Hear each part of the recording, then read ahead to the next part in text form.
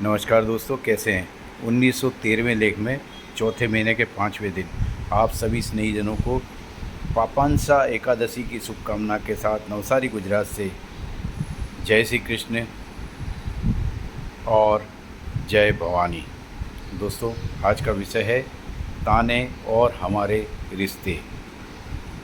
हमारे जीवन में जानबूझकर, मजाक में या जाने अनजाने सामान्य वार्तालाप में कसा गया तंज कभी कभी हमारे रिश्तों को तहस नहस कर देता है। आज इसी को रेखांकित करने का प्रयास किया है। सलोनी, क्या बात है, आज तो बहुत ही बन ठन कर आई हो कॉलेज में।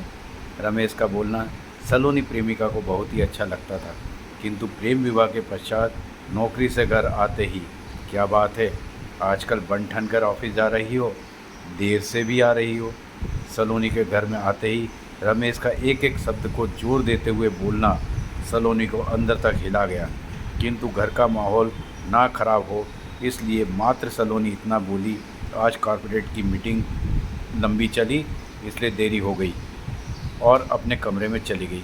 दोस्तों, यह तो एक दृश्य मात्र है, दो अलग अलग समय पर एक ही वाक्य का अलग अलग महत्व रेखांकित करता है, किंतु त्योहार ने देखा है और आपने भी अनुभव किया होगा।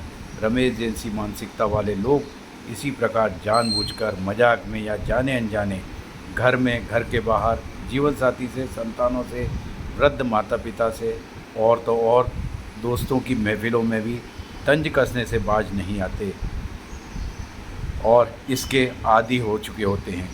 त्योहार ने कुछ ऐसे ही वाक्यों की सूची बनाई है जिसे बोलने के पूर्व हमें ध्यानपूर्वक सोच लेना चाहिए। तुम्हें तो मेरी परवाह ही नहीं, अपनी मस्ती में रहते हो। अधिकांश घरों में यह वाक्य बोला जाता है। तुम्हारे सारे दोस्त बेकार और बेवकूफ़ हैं। कितना खाते हो, अभी 2 घंटे पहले ही तो खाना खाया था।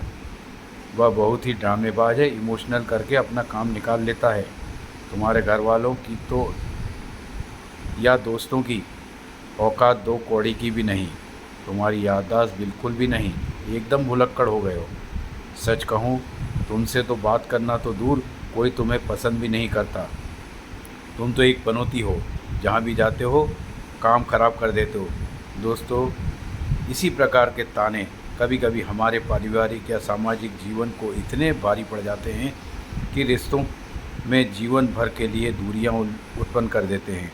अतः किसी को भी किसी भी प्रकार से तंज कसने के पूर्व लेख के माध्यम से अनुरोध है कि अपने विवेक का उपयोग कर रिश्ते बिगड़ने से जरूर बचा लें।